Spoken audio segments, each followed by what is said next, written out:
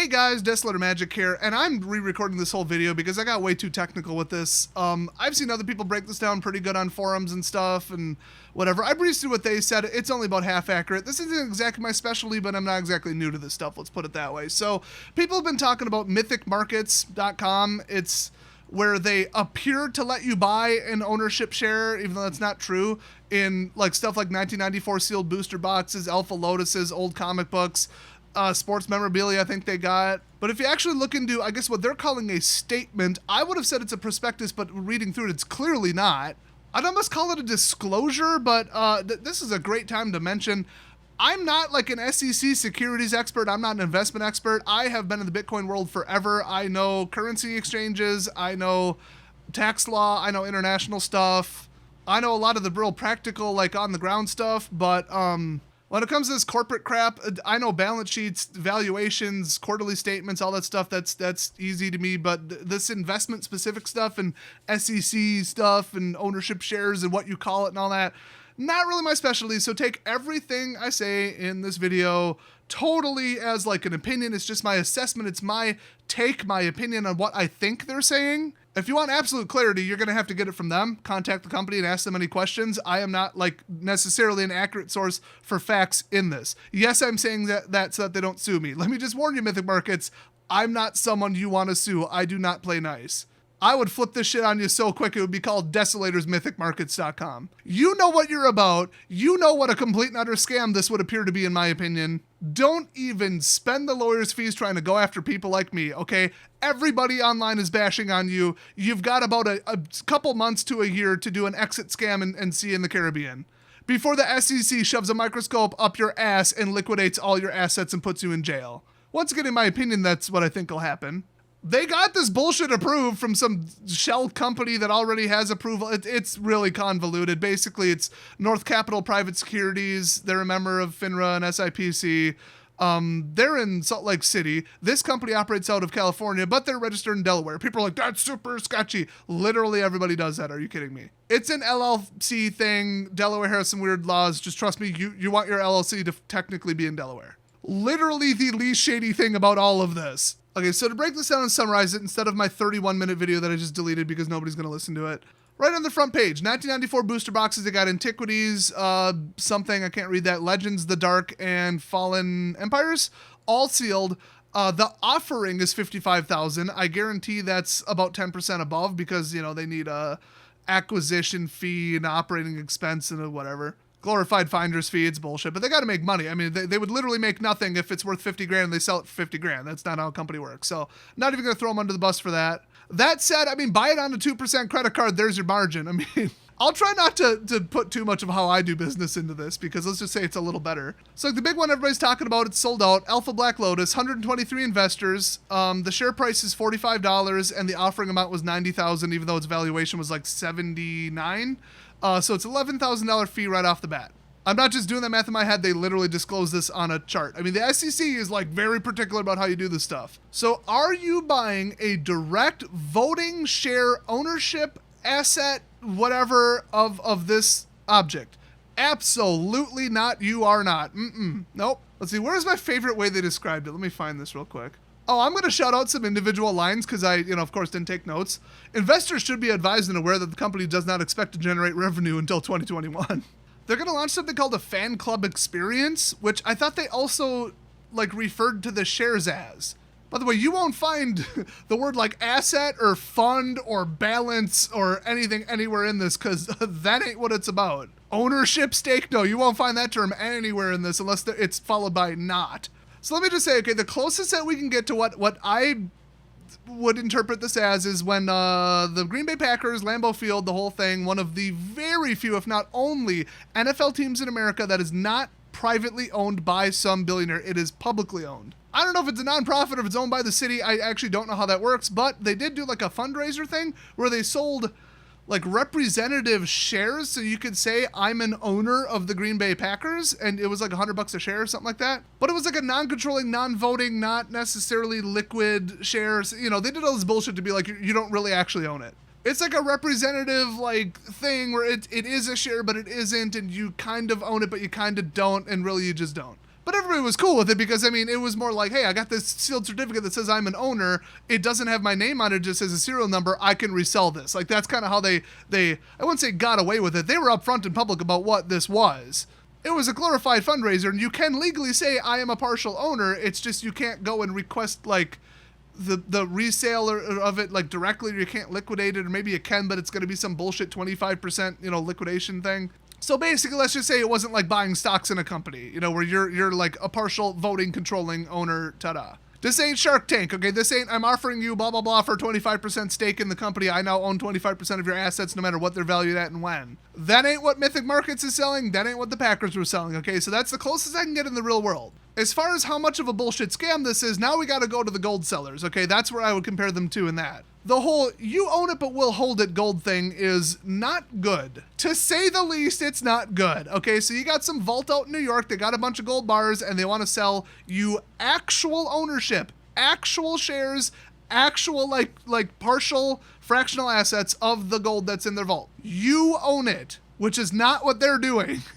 But every month, every year, whatever, you are paying for the security, the insurance, the building, the property taxes, the operating expenses, the marketing, all this. So they're going to nail you for probably 2 to 10% every damn year. You hold that gold for 10 years, you just paid for it, you own basically nothing. You know how expensive a vault in the middle of New York City is? But in theory, because of their terms, I'm sure they got all these fees stacked and notice and 90 days and, you know, all this bullshit to keep you from really doing it. But at the end of the day, you could show up with your certificate and say, I own $1,000 worth of gold and I'd like to cash it in, please. Open up the vault, give me a bar of gold. Where the gold at? Give me the gold, I want the gold. Shout out if you got that reference. Let's just say I know everybody from Mobile, Alabama got that reference. But yeah, they're obligated to let you trade it in because you own it. They could put whatever fee and delay and notice and blah, blah, blah, whatever on it, but like, you own it. But then they say, oh, you wouldn't want to put it in your house. What if it gets stolen? What if your house burns down? If your house burns down, go get the gold from the ashes. Like, it's gold. Ooh, somebody might steal it. In the wall, hidden safe behind a picture. Who the hell is going to be able to get into that in a reasonable amount of time? You kidding me? Bury it in a damn coffee can in the backyard and then just mark where it is. Like, take a photo. Like, are you kidding me? Management and security fees. That said, insurance on the gold would be insane if somebody does manage to steal it. So, no matter in what case, holding gold is expensive. You're going to lose money. But you're really going to lose money if you're just kind of owning the gold and they'll take care of it for you and then charge you like a fee as if it's like a dog. It's like a dog boarding and grooming house, but for your bars of gold, which somehow are even more expensive to maintain.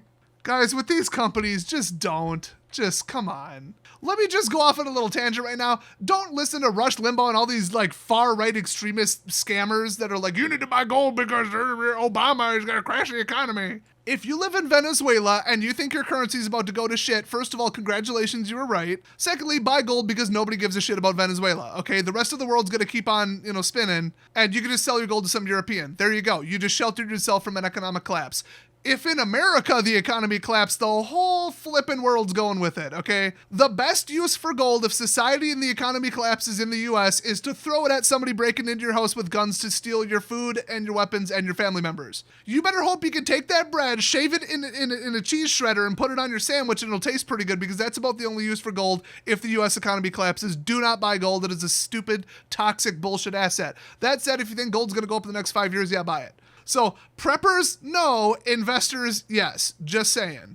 Also, gold is like $1,700 an ounce right now. It's not going to go up. Are you kidding me? The prospectus that I'll give you for ownership of gold right now in June 2020 is just the word no, 72-point font on a white piece of paper. Anyway, if you want it even worse, I hate to say investment. Here's how these shares work. Let me just super blow through this. I'll just summarize it. I was going to point out some of my favorite lines, but let's just put it all together, okay?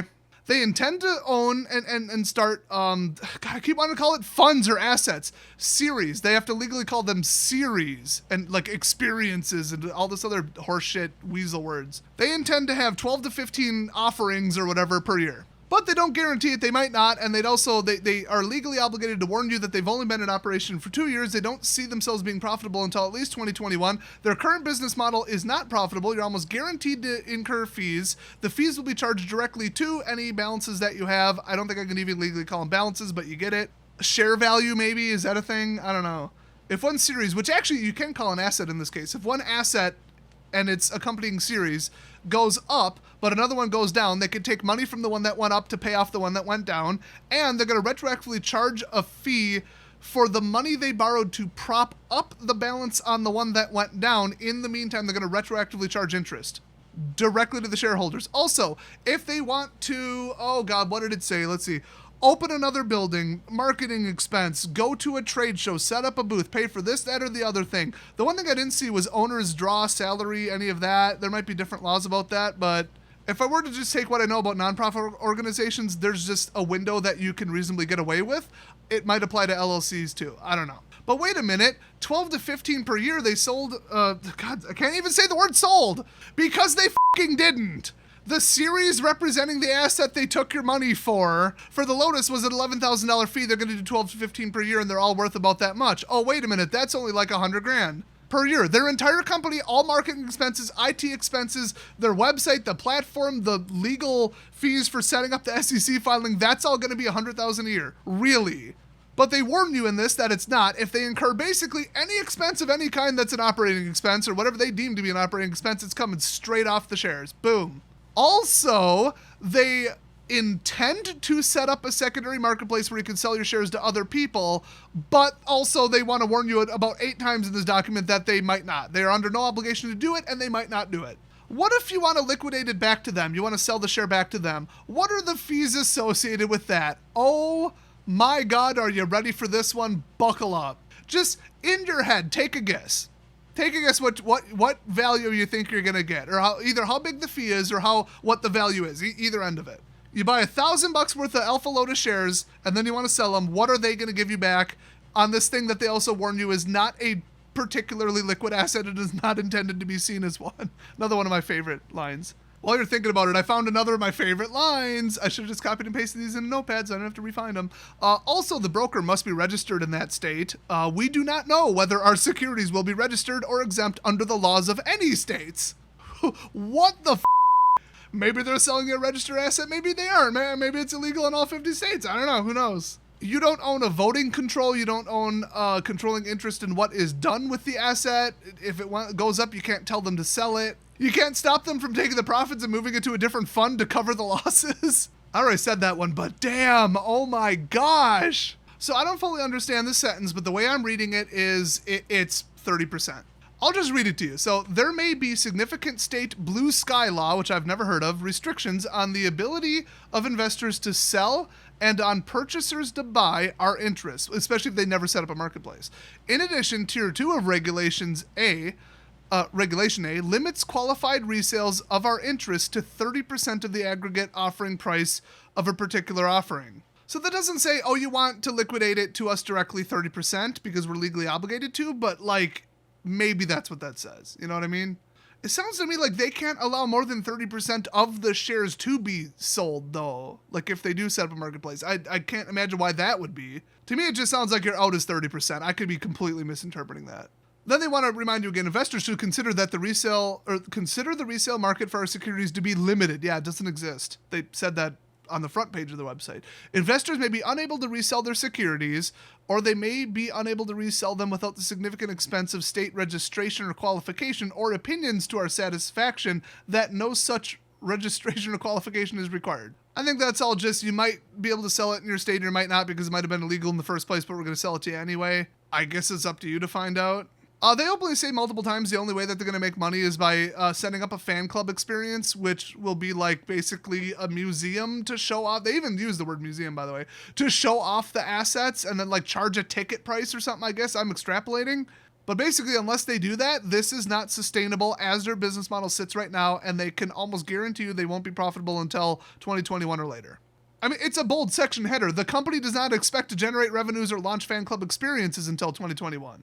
Somewhere in here, my take on it is they can just sell more shares to devalue yours if they deem it necessary if the value of the asset goes down. I mean, that's literally a Ponzi scheme, but okay, try it. In fact, basically in a roundabout way, they say somewhere in here that they can take future sales of future offerings and use the proceeds from that to not pay older investments, but to pay themselves for their own expenses. So it's a little bit worse than a Ponzi scheme. Instead of taking new money to pay the old people, and it's a pyramid scheme or whatever, they're going to take new money from new people to offset the expenses that they already incurred, the operating expenses involved in the older offerings, or series, asset series they call them. What a great way to start your, I hate to call this investment, but right at the top, we're not only taking like 10+%, but that money's going straight to like digging ourselves out of a hole from last year. And if we keep this rolling, we might be able to pay off the expenses incurred by this one. They did disclose that their current business model does not work at all and relies entirely on keeping 12 to 15 new ones going per year.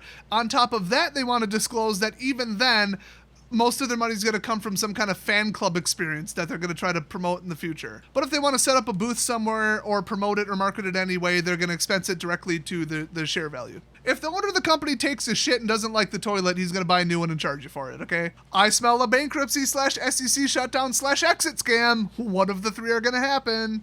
Let's just read some more like fortune cookie lines from this. There are few, if any, businesses that have pursued a strategy or investment objective similar to this company's. Warning, nobody's tried this bullshit before. This is a very unique way to set up a company. It's hilarious that 1, the SEC made them disclose it, 2, that they did, and then 3, that the SEC didn't take a second look at this. Just read the whole section called excess operating expenses. It's hilarious. I should mention that there's only some circumstances where they can take an asset that went way up and an asset that went down and even them out. It's something about if the LLC isn't respected, which like would be a court order. I don't really understand that, but okay. In everything that mentions risk, they keep reminding you that they're a tier 2 issuer, which like the whole shell company thing comes in mind. You know, it's not really a shell company, but they're running all this bullshit through.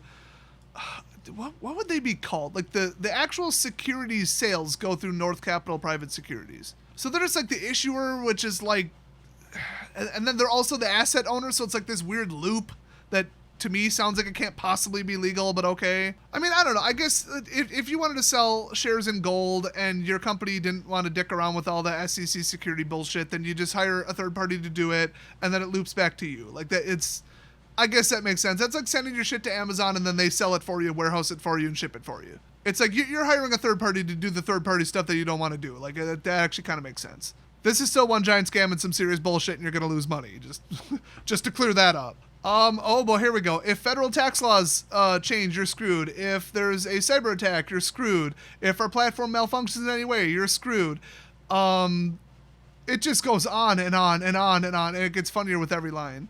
I mean, they got the blanket. Each series will assume all of the ownership risks attached to the underlying asset, including third-party liability risks. There you go.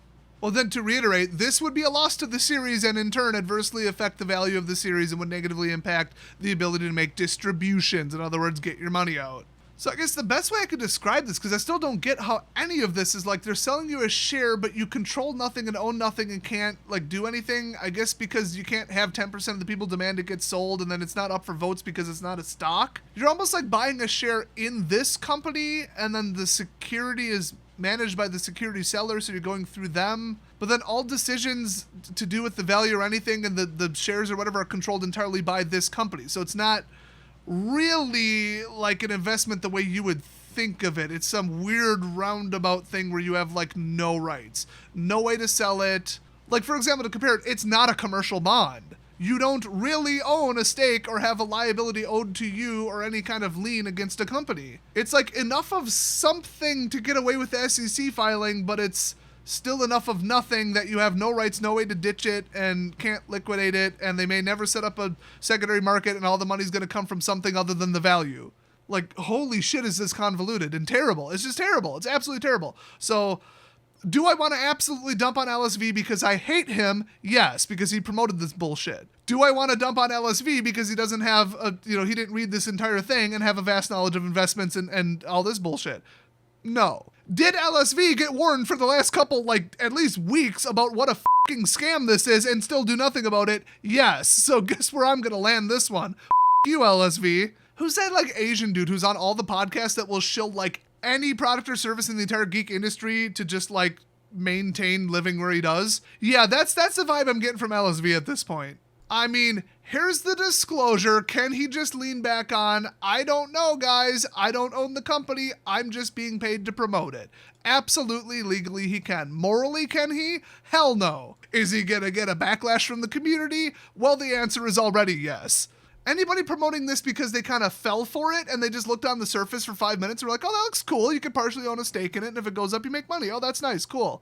Let me skim it. There's some management fees and risk, blah, blah, blah. The SEC wants you to know there's a risk, blah, blah, blah. It's all legalese. Who cares? This looks cool. I wouldn't exactly blame anybody, but now that people who know what they're talking about look through the terms and they're like, holy shit, this is the worst investment, to use that word loosely, I've ever seen in my life. Anybody continuing to plug this terrible company, this terrible website is, I hate to say liable, morally liable. So man, I could keep going. There's another disclosure that says they may institute a holding requirement where you have to hold the investment for at least 5 to 7 years.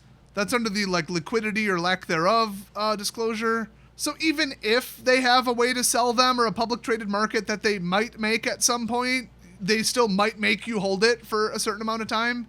This is just so bad. I mean, the only thing they're obligated to do is, I think, prove to you that the assets still exist. And by the way, I believe that was a specific line item on one of their charts, that if they want to fly a potential investor out to their premises to show them that the asset actually exists to hopefully get their business, they're going to expense that to the fund, or the funds equally if they're looking at all of them.